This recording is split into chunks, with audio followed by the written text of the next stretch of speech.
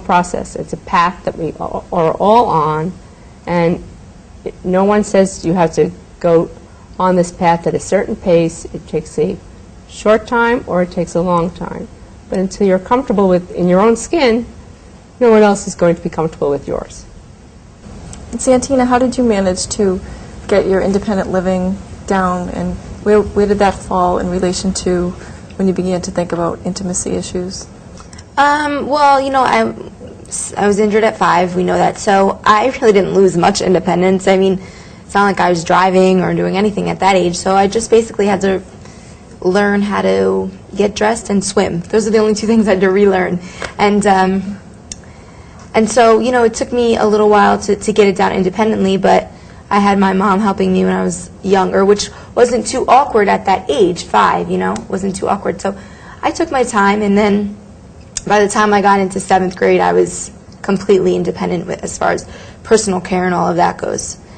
I know for me, being injured in high school and having to learn to deal with a bowel routine, a bladder routine, I know I felt at first completely horrified and did not think about sexuality at all, because I didn't see how it could ever be possible, and I couldn't see how I would ever be involved in an intimate relationship having to deal with all those things. Especially being a quad, having to learn to manage PCAs and daily living activities. And I didn't feel independent at all. I felt totally dependent when I first had my injury. So it really wasn't until I learned to drive, I learned to get my personal care assistants lined up on a good schedule. I got my bladder routine manageable and my bowel routine manageable.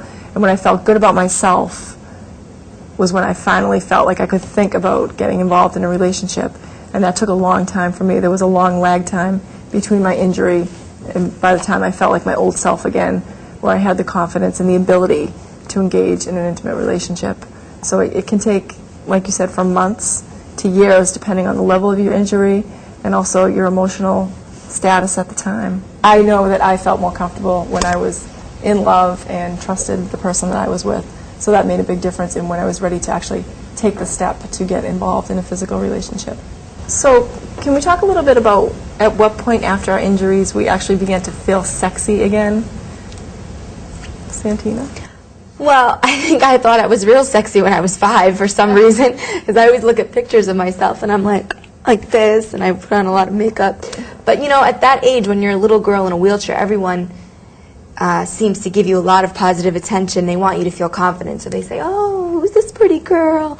So I think that really helped to boost my confidence, and then I think I felt sexy all the way up until, like I said, 7th grade, where I kind of felt like, oh, I'm not going to wear a bikini like all my friends, and I'm not going to go to the pool party and strut around like them, and that's when I kind of lost the sexiness feeling. And then again, in college, when I think I saw everybody around me kind of maturing again, is when I felt confident and sexy.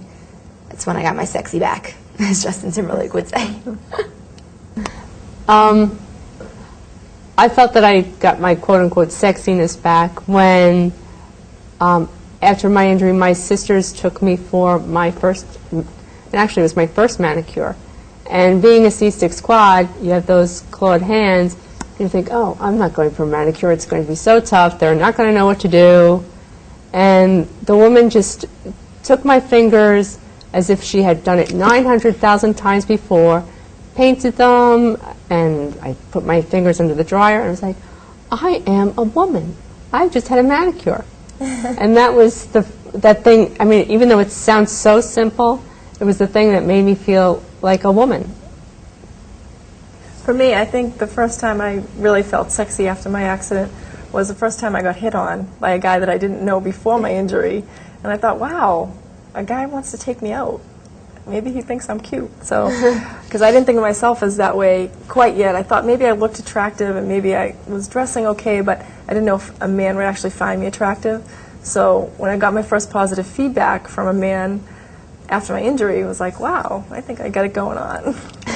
So that's when I began to feel sexy again. And that was, again, once I got to college and began meeting men who I didn't know before the injury. So it was a whole new world when I got to college. I had independence, I began to gain self-confidence, and that was about 3 years after my injury. So it took me some time. And also, right around that time where I started to feel like I was losing my sexy, it happened to be right around the time when the internet came out and like AOL, and you know, people would say age, sex, pick, and then you'd put up your picture or whatever. And I would never show the wheelchair in my pictures at that point because I just didn't think, you know, then they'd like rate you or something stupid like that back in when the internet first came out. And I just would never put my wheelchair. I'd always do like crop it so that it was like a heart around my body or something like that, trying to trick them. And then I think now, but it took me a while. It took me a few years to even put pictures of me in my wheelchair. I'd always do if I was sitting on a couch or something. Now I don't care. Now I think it's, and I see no difference. So now from when I wasn't posting the wheelchair to when I was, I think I get the same amount of attention then, you know, and who wants somebody to approach you because they think you're not in a wheelchair and then back off when they find out that you are? I mean, who would want that guy anyway? I agree 100% with Santina. If the person doesn't want you because you're in a chair, there is no way you want that person anyway in your life. So we all had our own time frame for gaining confidence and feeling sexy again. How about actually taking the leap and becoming intimate? Liz, how long was that after your injury? It was a long time for me to have actual sexual intercourse after my injury. One, I was scared. I didn't know anything about birth control. I didn't know anything about sex with the spinal cord injury because I had no one else to talk to about it. So I just put it off. I did a lot of experimenting with hands and fingers here, but as far as as penetration goes, I waited until I was actually in my 30s. And just like many parts of my life I compartmentalized my career, school. I said, well, this is what I want to do. So I went to the gynecologist for the first time. I was in my 30s and I went to the gynecologist for the first time. What a sin. So I got on birth control, and I had a discussion with the gynecologist who was very open, and she was the one who, you know, showed me that everything's where it's supposed to be. Go out and have some fun. And that's exactly what I did. I know for me, I waited about 4 years after my injury, which felt like a lifetime because those are your teenage years when everyone generally does experiment. And like I said, I went all through high school without a date. And then once I got to college and began to meet people and get asked out, then I just felt really comfortable and I got back into an intimate relationship.